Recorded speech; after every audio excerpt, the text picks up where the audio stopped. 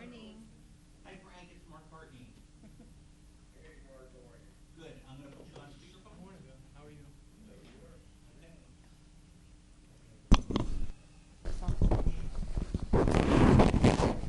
Are you going to be here at the end? Wait, let me get my papers on it so we don't make any fatal mistakes today. I forgot. This is little. I know, but there is. Hey, nice. That's where we're going.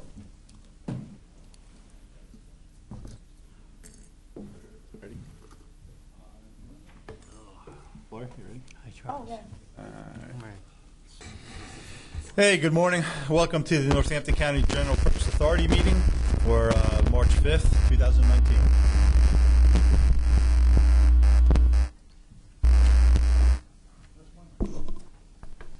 Is it? No, I think it's the phone. No. You can't fool me, watch. Okay.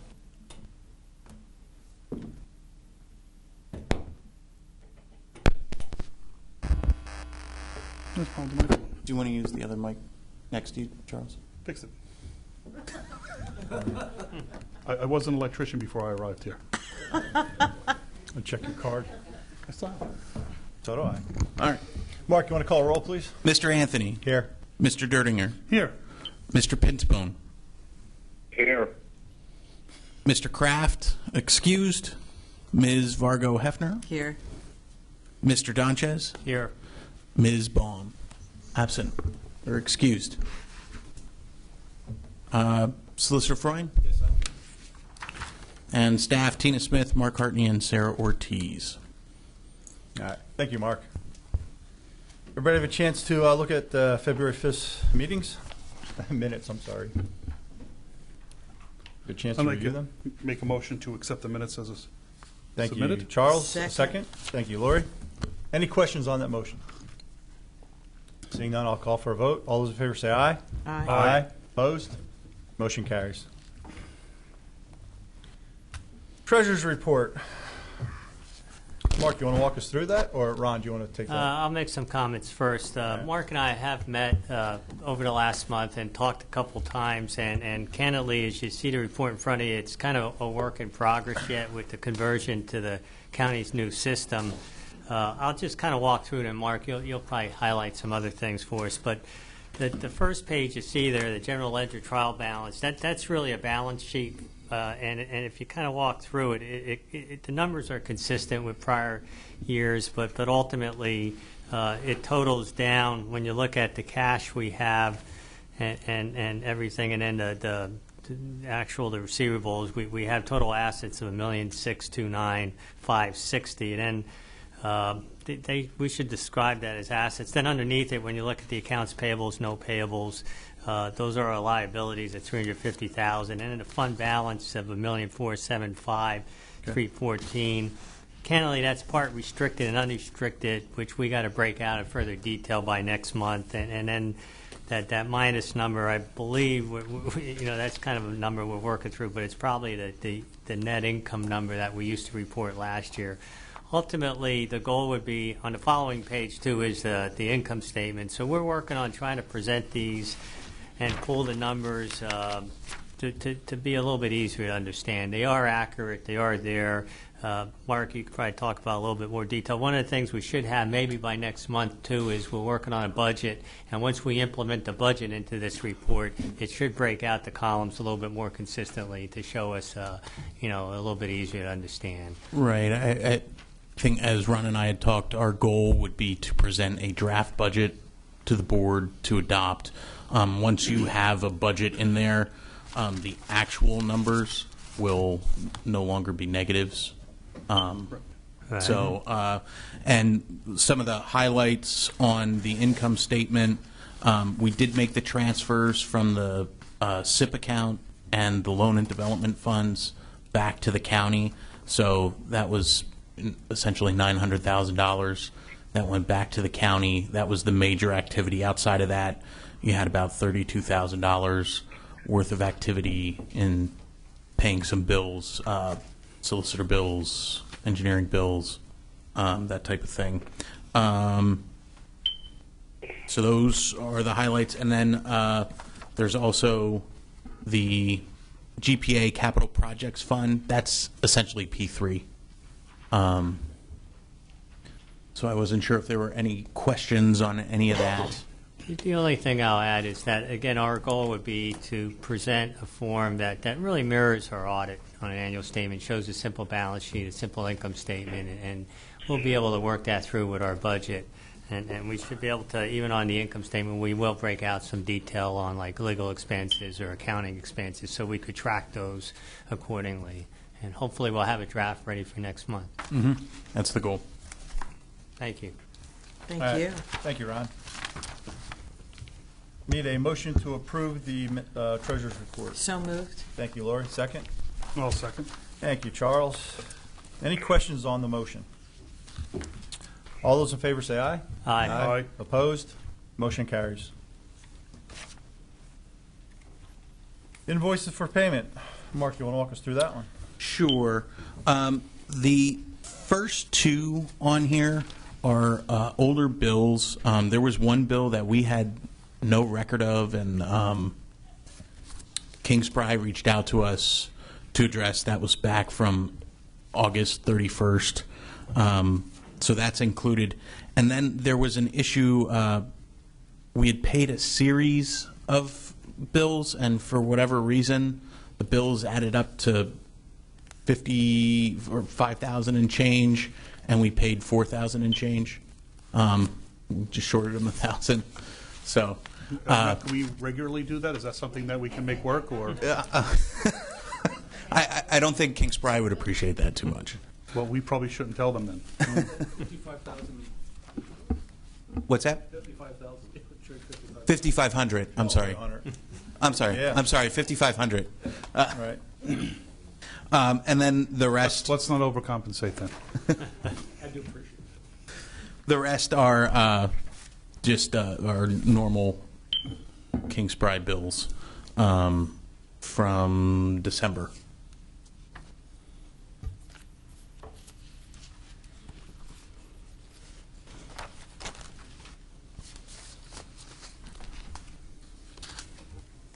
And just to be certain on the Kingsbury bills, P3 is broken out. Correct. With all of our bills for professional services, whether it's accounting or legal, engineering, they're all, we get separate bills for anything that's P3 related. Okay. And versus just general authority business. Sure. All right. I just appreciate that it's all broken out like this. I don't think I've ever seen it, so thank you for doing that. All right, well, I guess I'll make a motion to pay our bills. And I'll make a second. Thank you, Charles and Lori. Any questions on that motion? Seeing none, all those in favor say aye. Aye. Aye. Aye. Opposed? Motion carries.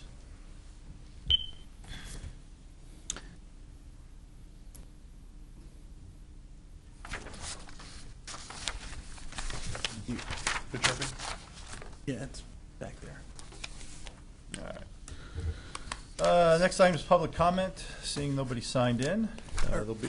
Oh, Just sorry. the What else do you have? invoices, there's a running list of invoices paid to date in there for your information. Yeah, it's informational only, all right? Mhm. Right, okay. All right, so like I said, there's nobody signed in for public comment, so we will go on to old business. The bridge update. Morning, Greg. Morning, everybody. Does everybody have a copy of the status report? Yes. So I'll go over a few key things that have occurred since we were here last. Regarding right-of-way, we have signed documents in hand now for 21 out of the 30 parcels, and verbal agreements for 6 out of the 30. So that just leaves 3 remaining. So it's moving very well. Andrew and Mike Amelia have been working very diligently on that. Regarding utilities, we have cooperation with all the utilities right now, including MedEd, Frontier, PPL, and they are all. We've coordinated with them. They're all moving. Some of them have already started doing the relocation activities. So we see that that's moving very well as well too. And that's a function of the easements. They're waiting for the easements to get cleared. Once easements get cleared, we can bring the utilities in. So we're seeing a lot of very good cooperation right now with that. Regarding, let's jump to, so regarding construction, as I noted last time, there was the 6 2018 bridges have been open. Bridge 143 is in construction right now. That began on February 8th. They're out there working as we speak, pouring concrete today. So it's that one's moving along. That one's a masonry rehab out in Moore Township. Regarding the punch list items, since we last spoke, 2 of them have now been final accepted. That's Bridge 202 and Bridge 205. On the remaining 4, there's only 1 or 2 remaining items left, some of which include utilities and some other minor items as well. So hopefully we'll get those wrapped up in by the next meeting. There, the credit letter we talked about the last meeting, that's been worked on. Krieger submitted a letter on February 4th with the additional information requested by the GPA, and I've taken a look at that as well as Charles and Mike. We've gone through it, and we've talking with John Freund. John Freund is working on a letter right now, which hopefully will be going out today or tomorrow in response to that. Krieger's also working on updated milestone schedule, which would take into effect based on these bridges that are being removed. Greg, just on the credit letter, did you get that last piece of information that we were awaiting? That's correct. Yeah, we're waiting for one more piece of information. So we got design files from GPI for all the engineering done on the 7 bridges. I confirmed that 80% of the work was complete on those, and we were waiting for one more piece of information from IWDA, the geotech, which I received last night. So I'll be verifying that today as well. All those files have been posted on SharePoint, so the county and GPA both have access to all those. And I also had a meeting with GPI as well to go over the information they sent, their quantities, et cetera. So there's been very good cooperation with them as well. Regarding the upcoming bridges, we have 143, 63, and 215, and following by 54. So they'd be the next ones that are started in Krieger's schedule for 2019. We have been in daily communication with GPI regarding the design reviews, and we're having regular design coordination meetings. We still have our bi-monthly status meetings with Krieger and GPI and IWDA. Also wanted to let you know that effective February 25th, Tony Barbos resigned from Krieger, and his replacement is Joe Paliker. Also, Mike and Andrew have been working, as I stated before, with regard to the easements and attending township meetings as needed. And myself and Mike have been working on utility coordination. In the past month, Krieger has been ramping up their efforts with the punch list items for the 2018 bridges, so the final acceptance can be given, and is currently working on the 2019 bridges. So is there any questions? Just looking ahead for me, Greg, on the milestone payment coming is going to be due at the end of May. Yep. The 4 additional bridges, which bridges will those be? They will be, right now, 143, 63, 215, and 54. Okay. And that is completion, though, correct? Mm-hmm. Okay. Yeah, their order is a function of stream restrictions. That's why they're choosing which ones they're doing first. I have no other further questions. Charles? The Bridge 124 change or update is one of those things that you just can't make up. When we first came into, before I was sitting here on the GPA, we had found out that the Township of Allen had taken over the bridge, a bridge that the county owns, or at least owned because it was in the P3 project and it was conveyed to the GPA. But the Allen Township had made an agreement with the developers of the Federal Express project to have them build the bridge. They were going to take over the bridge in their agreement and build it, even though neither of them owned the bridge. This had its almost comedic moments as we were looking through, like, how does someone steal a bridge in the middle of the night? How do you lose a bridge? Mr. McClure was in office for, all of a month when he found out that he had in fact lost a bridge. Through many tireless meetings with Mike Amelia and myself in the capacity as Director of Administration, we met with both Allen Township and the Rockefeller Group to find out what had been agreed to, where this all lay, and what the intent or plan was, because there's a developers agreement that more or less doesn't allow the next phase of the FedEx project to proceed because they owe them a bridge for which neither of them own. In a lot of conversations, I suspect this has taken a year now, we went back and forth between the developer and the township, Rockefeller Group, and the county, and have come to an agreement that I'd ask you guys to ratify today, as it addresses every element of it. The project stays in the P3 as was initially planned. We will be building a 2-lane bridge. The expansion of the bridge will actually require quite a bit of other work and make this, rather than a cookie cutter or rapid replacement bridge, it makes it sort of a custom bridge, because they will now be paying for a 3rd lane. All of the studies that are required for both road expansion as well as for making certain that a 3rd lane is plausible, and then the customization or the addition to the bridge. That agreement is in with the packet towards the back here.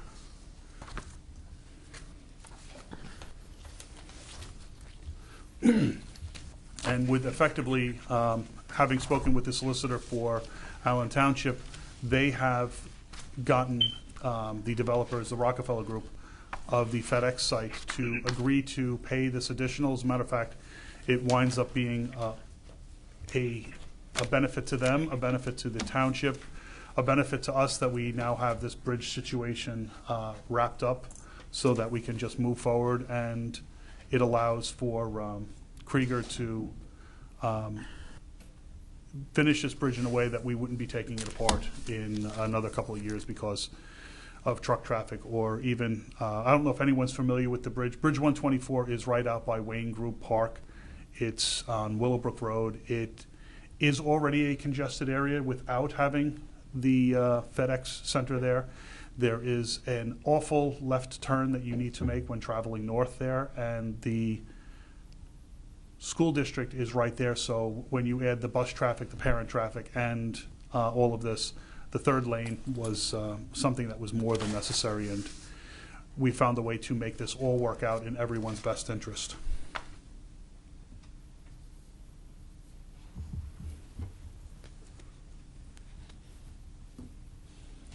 So in your packet, there is a resolution that I would offer and recommend. All right, obviously there's going to be increased cost. There is an increased cost. The entirety of the increase is borne by the Rockefeller Group through Allen Township. Okay.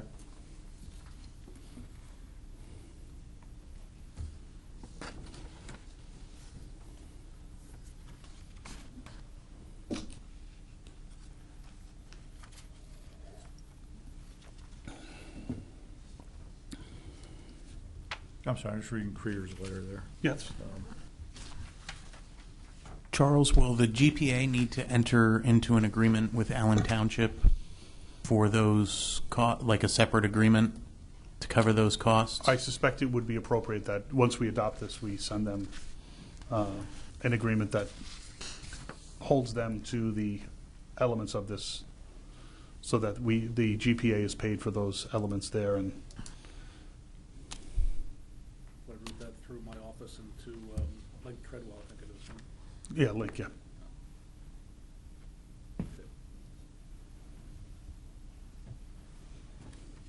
So I just want to understand, Charles, and that Rockefeller's picking up the increased cost. They're picking up the increased cost, All right. as well as they are putting $250,000 aside for any contingency issues that may arise. Right. There were some concerns, and as something took a year, it almost makes one's head scratch at how can a bridge, when we're doing all this many bridges. There were issues or concerns of artifacts or historical settlements in that area. So they wanted to be certain that both the PMHC, the Pennsylvania Museum Historical Commission, and likewise were satisfied that we were not disturbing any archaeological sites when this bridge gets widened. There was also some other concerns as to property owners, but that has seemingly been addressed by Allen Township. Okay, the increased cost, that's borne by us, but then reimbursed by FedEx? It is borne by FedEx. They will be paying as this. Direct, they'll be paying Krieger directly? They'll be paying the same in the same milestone manner as we do. Okay. All right. So then, this is redundant, but beyond this 250,000 for unforeseen, that's not going to come to us. That's what you're saying. That's going to go to Rockville. Here on the last page of his letter, he says, it's recommended that they're setting aside $250,000 for contingency reserve. So anything above and beyond that is going to be borne by Rockefeller. No, and there's no anticipation. We went through what would be a reasonable anticipation as to what there would be as costs, and we haven't had anything that reaches that. We would still be responsible for the easement rights and so on for what we're responsible for on the bridge itself. Right. So this, I mean, even to the extent where we have, and that's another element that I just want to bring your attention to, but we haven't gotten there yet. Bridge 101 had a sinkhole right after the contract was inked, and there's going to be some geotechnical survey that needs to be done there as well. That takes those sort of things into account, and so we don't imagine 250,000 was throwing a pretty Yeah. big meatball. on it. Okay.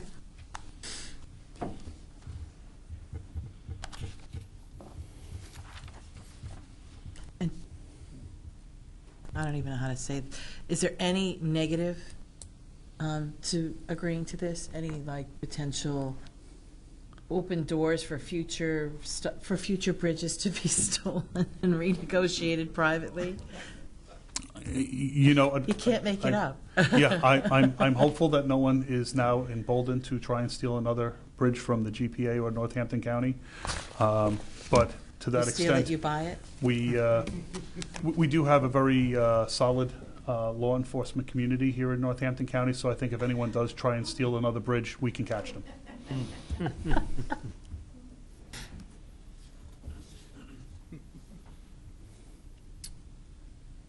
Actually, anything else for Greg? Well, actually, the only other element, and in case there's any questions, was in reference to Bridge 101, which we can take up, or we can vote on this and take up. It's up to you how Do you you want need to. a motion to put this forward? We will, I'd say.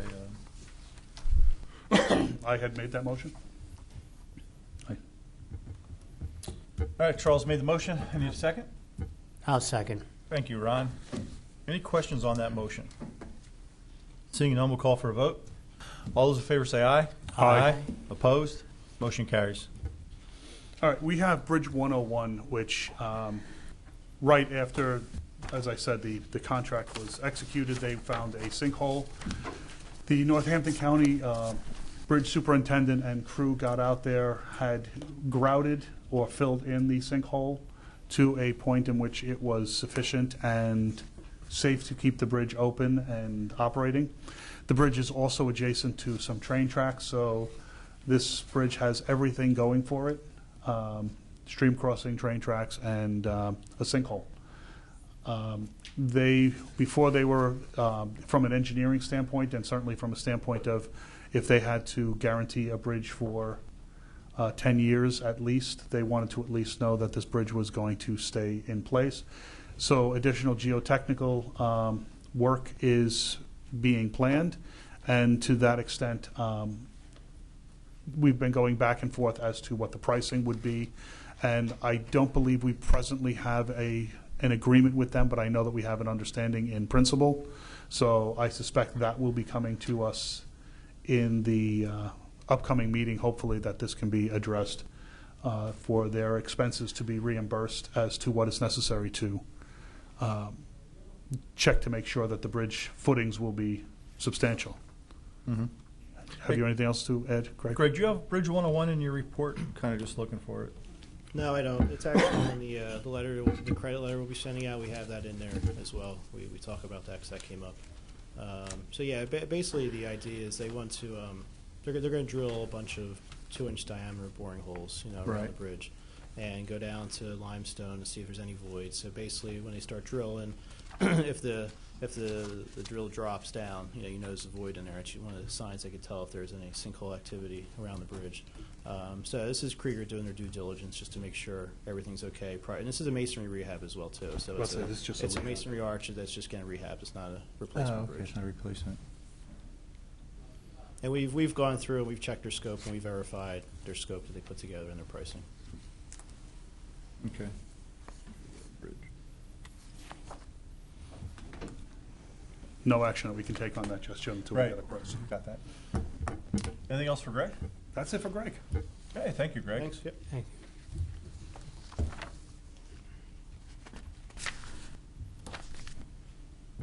Some other old business, the PA ethics statement for financial interest. If you haven't filled that out yet, gotten that to Sarah, please do so. Hard copy in your packet. And I'm sure Sarah sent the link out numerous times. Please So, please. Right. So, yeah. Word March. So last meeting, I'll really mean it, right? Next meeting. All right, next meeting, I'll really mean it. All right, so they're due May 1st. Got it. All right, new business. Is there any new business? All right, seeing none. Mark, staff report? Yeah, just two things. One, I wanted to provide an update on the insurance RFP. In working with the county procurement department, the last time the county went through a process like this, they hired a consultant to prepare the bid specs for the RFP, because the GPA has never procured insurance, or when they did it the last time, I wasn't privy to the RFP process. I believe that was handled by the former solicitor. In talking with Solicitor Freund, he feels that his firm can assist us with that. Were you able to put together a little estimate of what you think that would cost to do that, or man-hour estimate? I don't have it in writing, but certainly, half of what, I think that they projected, what was it, $6,000-$7,000 just for the consulting. Yeah. I would project it half of that, Okay. something in that neighborhood. Just remember that there's a good chance that we'll take $1,000 off arbitrarily anyway. But I deliberately overestimated. So, if everybody's okay with that, we'll have John prepare the specifications for the RFP, and then we'll run that through the county procurement process. If I could just comment a little bit further. The process that the county went through was, and given that it was for all county insurances, was considerably more complex, way more complex than I think is necessary for us. The consultant fee, which would be on top of, the cost of insurance and so forth, in several stages, but it really seemed unnecessary to me, and I think we'll provide that for you in the next few days. Okay. Any other questions with that? No, I have none. The only other thing I wanted to update the board, the DCD in the county has been working on a blight strategy for the entire county. And as part of that, the consultants that we're working with are looking at the need for a redevelopment authority, or what's called the land bank, that helps to redevelop blighted properties. One of the things that they would like to explore is the general purpose authority playing a role in that. But in order to do that, our consultant would like to talk to the solicitor to kind of understand the legal powers that are associated with the general purpose authority before I had them do, like, say it was okay to do that, because there may be a little cost associated with that. I wanted to make sure that that would be okay with the board. Actually, what would the cost be? I mean, what are the Whatever it costs costs to associated with- talk to John. Oh, just to talk to John? Yeah. But it's that $1,000 Cha-ching, cha-ching. Let's get that one out of the minutes. I understand. Let's have a conversation with the. You know, I don't think it'd probably be a couple hours. And it may require John to do some research on what we're allowed to do associated with blight. I'm comfortable with that. Yeah, Okay. I just didn't want to say it was okay without. Well, John's not a real talker, so he's more a listener, so Okay. appreciate that. That's all I have. That's all you have? Thanks, Mark. Anything else? That's it then for staff report? All right, next meeting will be Tuesday, April 2nd, here in this chamber at 8:15 a.m. Motion to adjourn? So moved. Thank you, Laurie. Second? Second. All right. Adjourned. Thank you. Charles, you want to get together for a minute? Yeah. Hold on. I will. Have a good time. Yeah, I'm going to try. I really, because I heard it's always been a great time.